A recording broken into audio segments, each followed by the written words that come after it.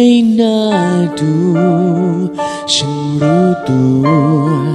ฉันอาจจะเผลอทำตัว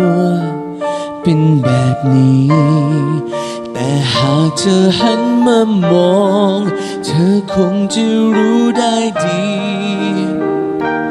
ว่าตอนนี้ฉันต้องการเธอแค่ไหนไม่ใช่เพียงแค่ไหลไว้ซบอิงแต่เธอคือที่พักพิงที่สุดท้ายไม่ได้หวังแค่เพียงมาเพื่อฝากหัวใจ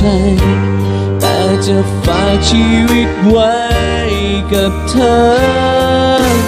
โปรดอย่ามองว่าฉันเป็นคนน่ารำคาญอย่าโกรธเพียงที่ฉันวุ่นวายและอ่อนไหวแค่การไขว่คว้าของคนที่เหงาใจหวังจะฝากความรักครั้งสุดท้ายไว้ที่เธอ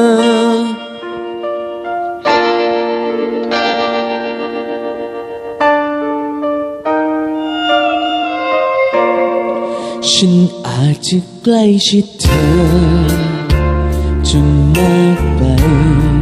เธออาจจะหนีฉันไปในสักวันมันทำให้ฉันยิ่งกลัว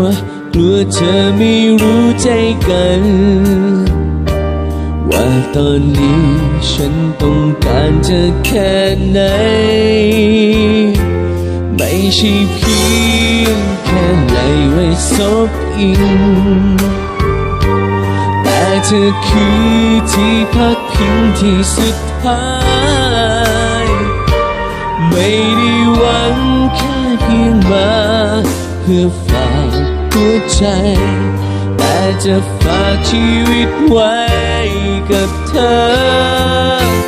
โปรดอย่ามองว่าฉันเป็นคนน่ารำคาญอย่าโกรธเพียงที่ฉันวุ่นวายและอ่อนไหวแค่การไขว่คว้าของคนที่เหงาใจหวังจะฝากความรักครั้งสุดท้ายไว้ที่เธอ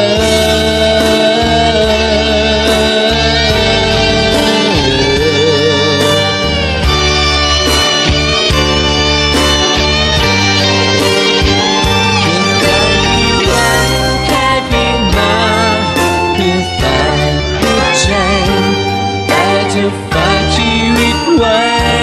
กับเธอโปรดอย่ามองว่าฉันเป็นคนน่ารำคาญอย่าโกรธเพียงที่ฉัน